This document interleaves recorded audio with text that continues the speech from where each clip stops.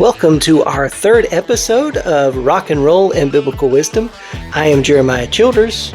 And I am Amber Blackwell Childers. And we are so glad that you are here today. Amber is not only my beautiful wife, but also one of my favorite ministers. Amber, tell us a little bit about the ministry you do at Prisma Health. I am the chaplain at Prisma Health. Been there for almost 19 years, and I've worked every unit of the hospital and done a lot of education, and am now currently for the last 13 years working in women's hospital mostly, as well as the neonatal ICU with our moms who have losses, but who are also in the hospital for long periods of time, trying to make their life a little bit easier and make their well-being and health a little more easier too. Would you describe your job as one that's full of pressure? Yes, I would. Well, that leads us into our song today. Our song today that we'll be looking at is Under Pressure by Queen and David Bowie. It was recorded in 1981. And we're going to look at this song knowing that everybody that's listening feels like they're under pressure, but we're going to take the text and then look at some passages in both the Old Testament and New Testament and think about where do we feel under pressure to do the right thing, and maybe that's even harder. So let's look first at our text. Amber, could you give us the beat? Dun dun dun dun dun dun dun dun dun dun dun dun. Beautiful. Pressure pushing down on me, pressure down on you. No man asked for under pressure. That burns a building down, splits a family in two, puts people on the streets. Ba ba ba ba ba ba ba ba ba ba ba ba ba ba. It's the terror of knowing what this world is about, watching some good friends screaming, let me out. Pray tomorrow takes me higher, pressure on people, people on streets. And if you continue to hear and listen to the song, some of my favorite passages comes later. It says, "'Cause love's such an old-fashioned word, and love dares you to care for the people on the edge of the night, and love dares you to change our way of caring about ourselves." And then under pressure, under pressure, under pressure. So it's a good song from the 80s. If you've never heard it, go listen to it. Vanilla Ice takes the beat and kind of stole it in one of his songs. But it's just a really good classic Queen 80s song with David Bowie in it. And as I reflected on this song, the reflection is all of us are feeling under pressure. And some of the pressure that we put on ourselves is pressure that's maybe not necessarily deserved. Sometimes it's pressure because of our vocations, our jobs. Sometimes it's just being parents. We feel a lot of pressure. Yeah. Sometimes it is pressure in our relationships. And sometimes it's pressure just to be a good human being. And as followers of Jesus, sometimes we put pressure on ourselves to be perfect.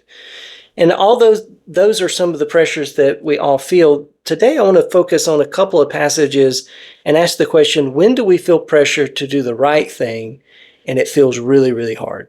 So before we look at those texts, Amber, have you ever felt the pressure to do the right thing and it felt really hard? And everybody listening, if you hear some noises, we're recording this from home, and my dog Norm is sitting between me and Amber wanting to be on the podcast, so he may end up joining us.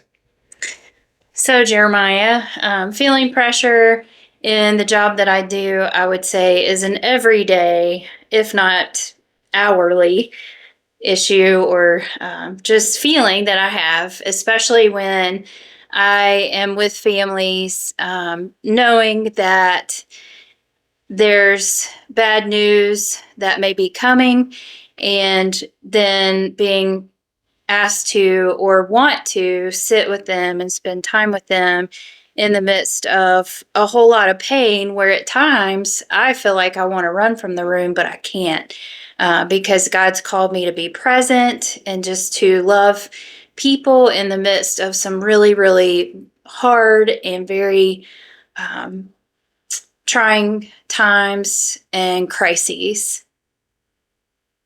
Well, thank you. I think sometimes just feeling pressure in terms of ministry can be that we, much like some of the other writers that talk about ministry, but one talks about the wounded healer. Sometimes the more you give, sometimes the harder it is because it takes away from you. I imagine your job does that quite often. I believe you know that. I do know that. And also, it's my desire to do those things because I love people and I just want to be with them and let them know they aren't alone.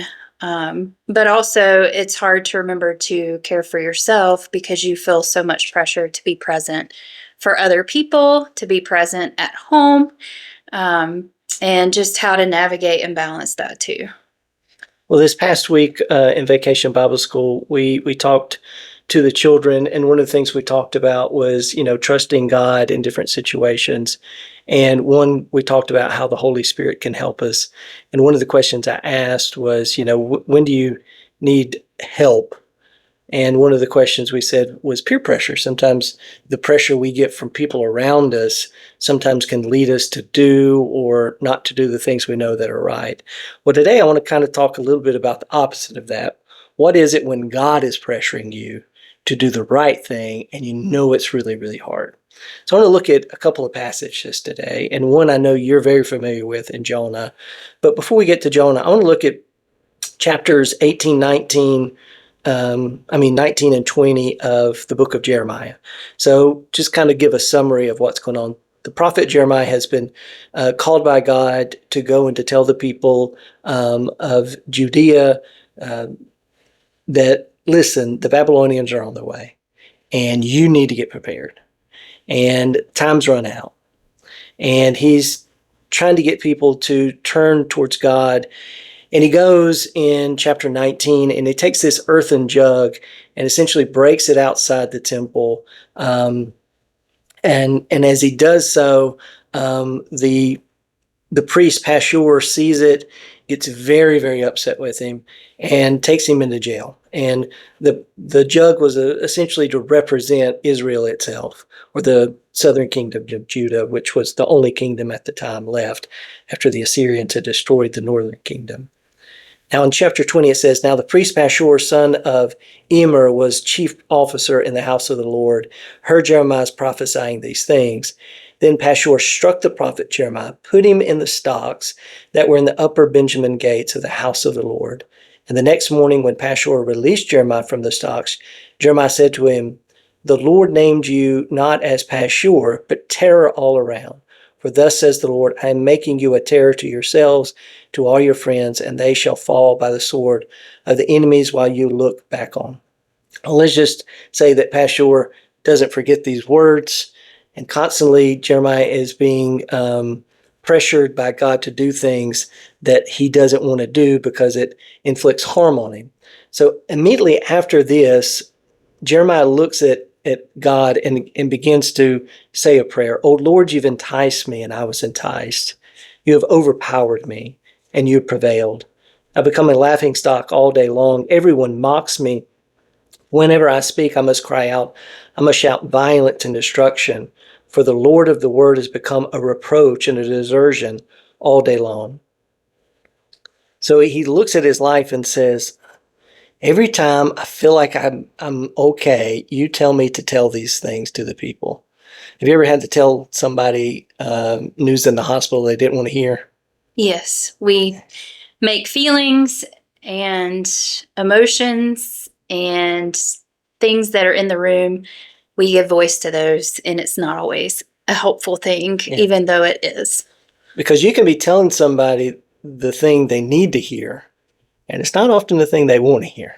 Exactly. And they can get very angry about it. And Jeremiah has been talking, violence is coming, guys. The Babylonians are coming. And the people don't want to hear this bad news. So they make fun of him. They beat him. They mock him. And he essentially loses any of and all relationships he's got.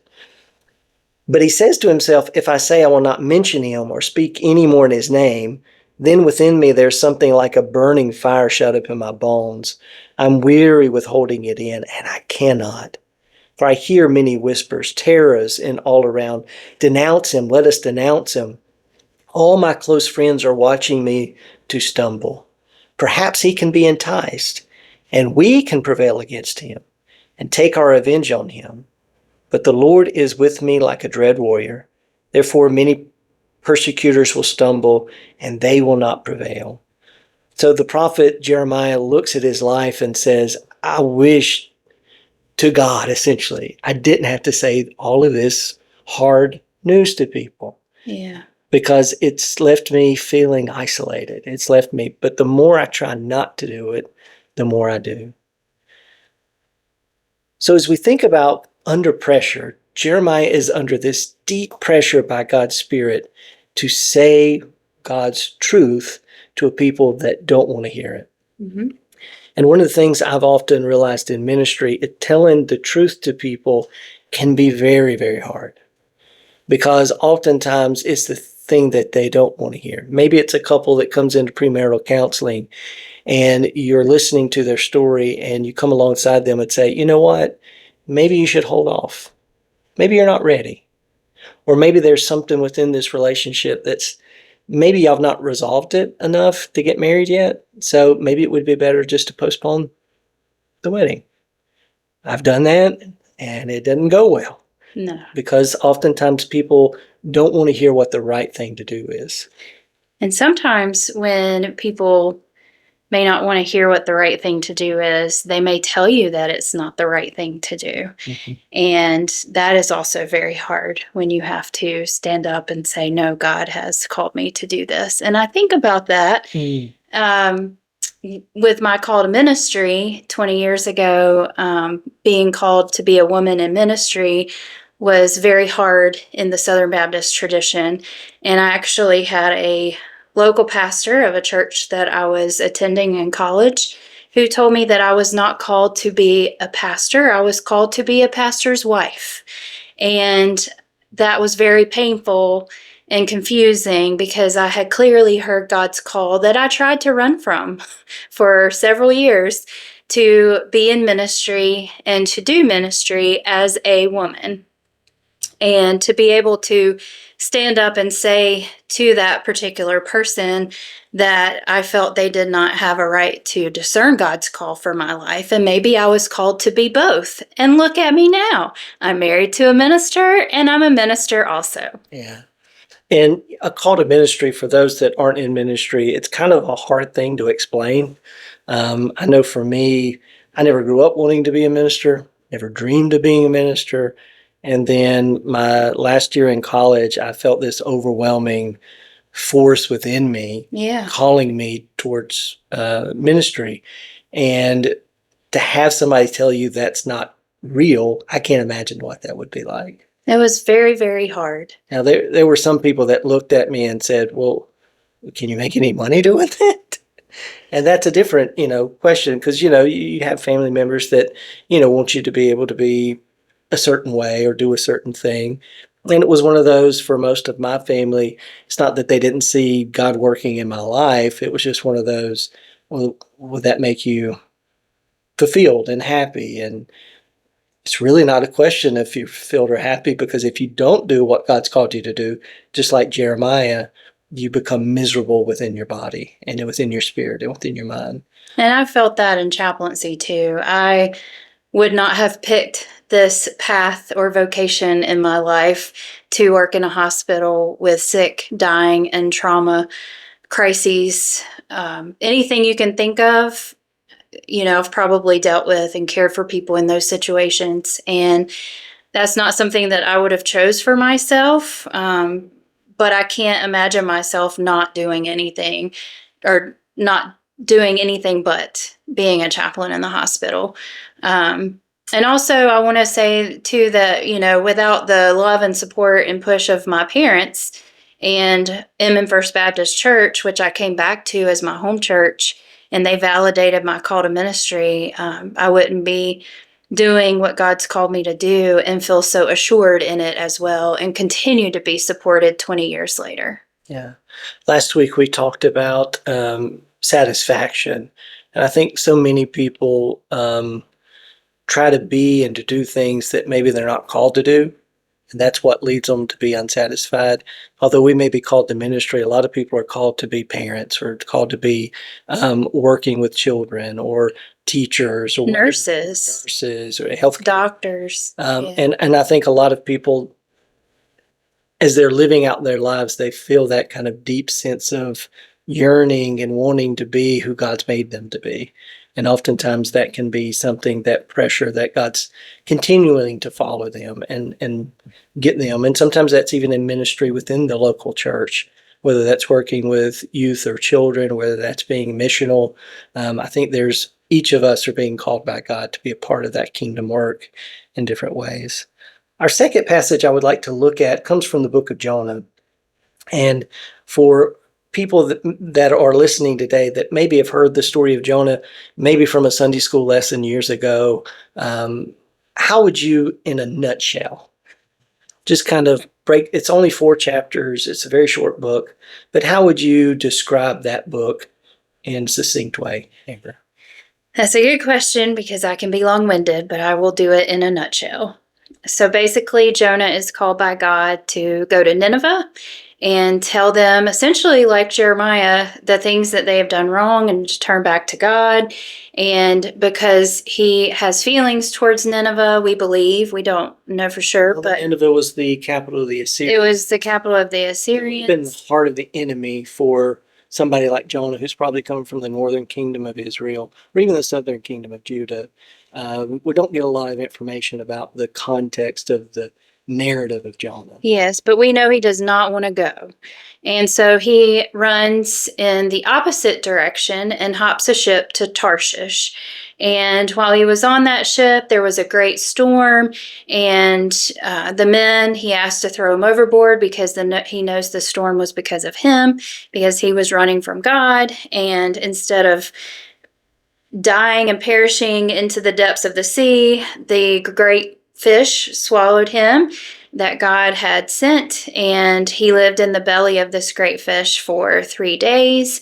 And through his thought process and repentance, we believe he was vomited from this great fish and still again called to go to Nineveh. And reluctantly, Jonah decided to heed God's call, which was very good in his favor. And he went to Nineveh. And of course, as he was preaching that God was going to destroy the city if they didn't turn back, the people put on sackcloth, the king and even the cows cried out to God. And God was merciful and compassionate and good to the people of Nineveh. And Jonah got really mad because he wanted them to not be saved, and God saved them anyway because he knew that God was a good and compassionate God. And a lot of times we tell the story of Jonah, at least to children and even to adults, and we talk about the reluctant prophet. Yes. Well, this isn't a reluctant prophet. This is somebody who deeply does not like the Ninevites. No. Hates them. Essentially. Wants to see them perish. And knows that God is merciful. Yes. And a lot of times we don't tell that part of the story, or we tell the story of Jonah running away, finally going, God forgives the Ninevites, and we end the story. But the book of Jonah, one of the great Psalms of the Old Testament, comes out of chapter 2. Go and read that if you have time. Jonah is literally in the depths of death. Yes. And it's a great kind of imagery of there that, when you feel like you're getting as far away as you think you can from God. And for the Israelite imagination, going into the depths of the ocean was kind of like going into Sheol, going into the place where nothing lived. It was kind of the image of that chaotic void. And there, even God is present with Jonah. Yes. So sometimes in our lives, that story of Jonah is we know the right thing to do, and we try to get away from it, and we think we can hide from God. There are people that I've met in seminary that ran for 30 years trying to avoid their calling, and they couldn't get away from God. They might have made a lot of money. They might have had everything they thought they ever wanted, but they couldn't get away from that deep stirring and calling from God. And even people that feel like they've done the worst things in their whole lives and feel like God is never going to be with them again. God is there. God is there. You can't run away from God because God always searches and always finds. It's a beautiful hymn from Jonah. But Jonah's anger becomes so bad that he sits on this hill and he mopes, Yes, like the word mope. I know. And I sit on a hill sometimes. he pouts and he wishes that he would just die Yeah. because he's seen his enemy get saved by God. Now, I don't know, but it feels like in the world today, there are people that might be so angry at other people that they wouldn't want to see them become whole. But when we see them in the image of God, That's right. then we are able to at least know that we need to love them, whether we feel that inside or not. So he sits over the city, and one time I preached on this text, and I talked about like the Grant sitting over Whoville, just pouting because he took away Christmas, and Christmas still came, even the same. And he's sitting there pouting, and he wants to die, and the Lord looks at him with some mercy and notices that it's very, very sunny, and gives him a bush for comfort. And the Lord appointed a bush and made it over Jonah, gave him shade over his head to save him from discomfort. So Jonah was very happy about the bush. But when dawn came up the next day, God appointed a worm that attacked the bush so that it withered. When the sun rose, God prepared a sultry east wind, and the sun beat down on the head of Jonah so that he was faint and asked that he might die. And he said, "It is better for me to die than to live." But God said to Jonah, "Is it right for you to be angry about the bush?" And he said, "Yes. Yes, it is right for me to be angry enough to die." And the Lord said, "You are concerned about the bush for which you did not labor, for which you did not grow. It came into being in a night, perished in a night. And I should not be concerned about Nineveh, the great city in which there are more than 120,000 persons who do not know their right hand from their left, and also many animals." And one of the things that this reminds me of is God puts pressure on us in the right way to see the people around us as valuable in God's eyes. Mm-hmm. And one of the things that, I've always felt disconcerting about, going to college during the Iraq and war in Afghanistan, I would hear a lot of people back home just saying, well, just nuke them, make a parking lot. And the reality is, even the people we feel like are enemies to us, and sometimes there are real enemies. There are people that you have to, make sure that they aren't hurting other people and hurting us. But it doesn't mean that God doesn't still love them and care for them. And sometimes when we gloat over other people's or hope for other people's demise, God would ask us, "Are you not concerned about them the way that I'm concerned?" I think that's a good pressure for us sometimes. I do, but I also think it's hard. I mean, we talk about forgiveness and how hard that is, and that's a pressure. Yeah. And sometimes it's a daily choice, if not an hourly choice. But that person deserves love the same. Even Jesus says in Matthew's gospel, "Love your enemies." He says, "I say to you, love your enemies." But you've heard it was said, "You may hate your enemies," but I say, love your enemies. Doesn't God give rain to both the righteous and the unrighteous? Doesn't God give the sun to both the righteous and the unrighteous? If a Gentile, for them, the Romans, if a Roman could love their children and treat them well, and you do the same, what better is it than them if you can't love your enemy? And he says, let your love be complete, let it be whole, let it be perfect as God's is. And that's a hard command, because for the early church, the Romans were an oppressive people. Mm-hmm. And it would have been hard to have looked at them and said, they are worthy of the same kind of love that I give my family. One of the beautiful passages out of the New Testament I'd like to just kind of close us with today is out of 2 Corinthians. Most of us go to 1 Corinthians. We read all of the crazy stuff going on in the church that Paul has to address. We love chapter 13 of 1 Corinthians, the love passage. But 2 Corinthians sometimes doesn't get a whole lot of attention. But Paul writes again to the church in Corinth, and these are letters that he's receiving and he's sending. And as he gets these letters, the first letter that we have is kind of hard. But the second letter seems to be a little looser in terms of Paul's trying to encourage deeper to stay in the faith. Paul writes in chapter 4, not to lose heart in doing good. He says, therefore, since it is by God's mercy that we are engaged in this ministry, we do not lose heart. And for those listening, you may hear our other dog, Lola, has come into the room. We have renounced shameful things that one hides. We refuse to practice cunning, to falsify God's words. But by open statement of the truth, we commend ourselves to the conscience of everyone in the sight of God. And he continues to talk about how doing the right thing can be hard. But he says we have this treasure in clay jars. The treasure is the gospel, and it's us that are the clay jars. So when's the last time you saw a clay jar, Amber? When I do pottery, like potting plants. And are they really pretty? Not really, because they're not no. No. And they're easily breakable?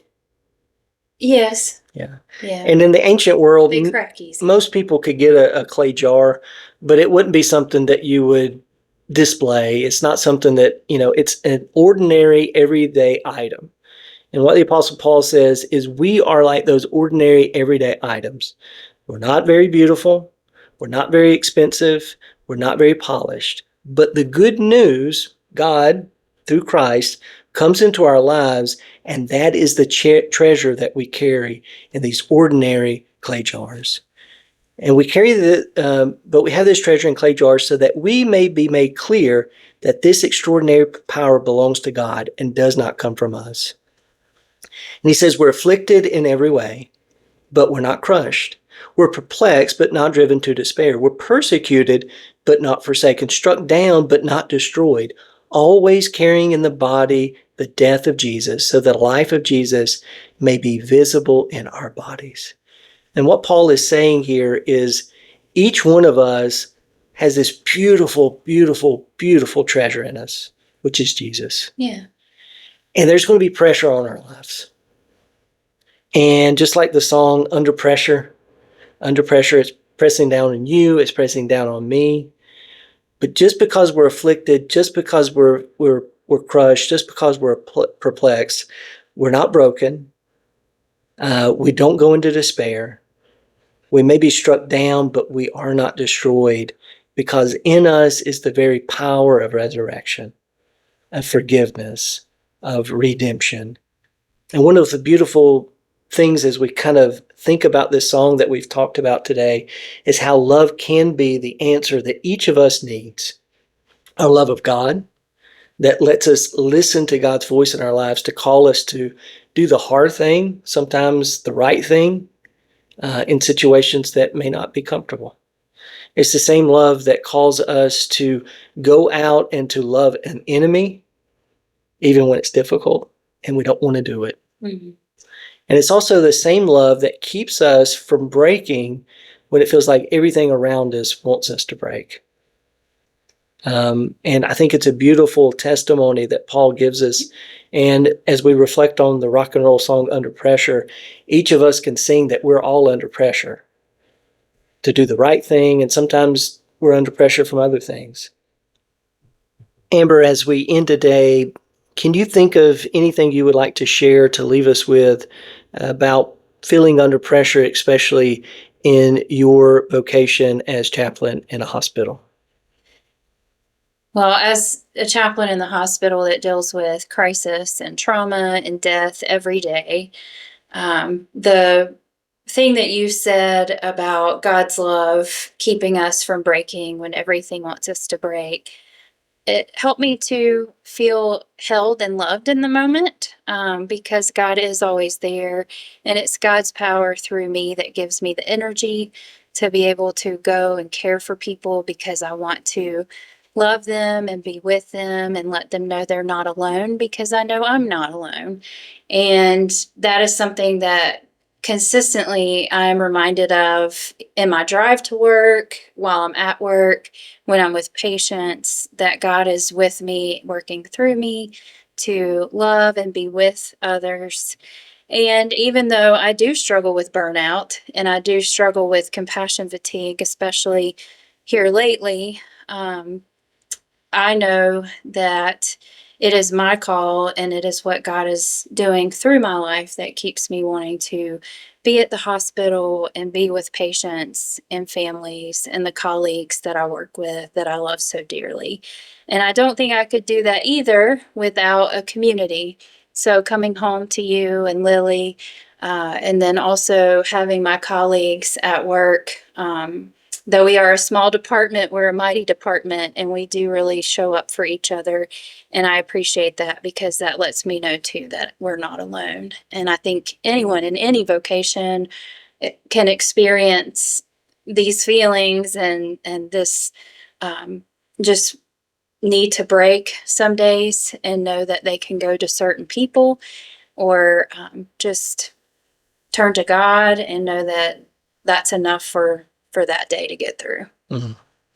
And it reminds me a little bit of the wounded healer, but also the prayer that Jesus even himself prays when he feels under pressure for the cross coming up, is that it's okay to pray to God and say, this is a heavy burden. Yes. And to say, this is hard to carry. And I think that gives you permission to let it out. Yeah. And to feel that way and know that it's okay. Well, thank you for being on our podcast today. For those listening, we hope that you will join us again next week. And as we leave today, let's sing a little bit of Under Pressure. All right, Jeremiah. Ba ba ba ba ba ba. Da da da da da da. Pressure pushing down on me. Pressing down on you. No man asks for. That's as good as we're going to do. Under pressure. Under Pressure. See you next week. Bye-bye.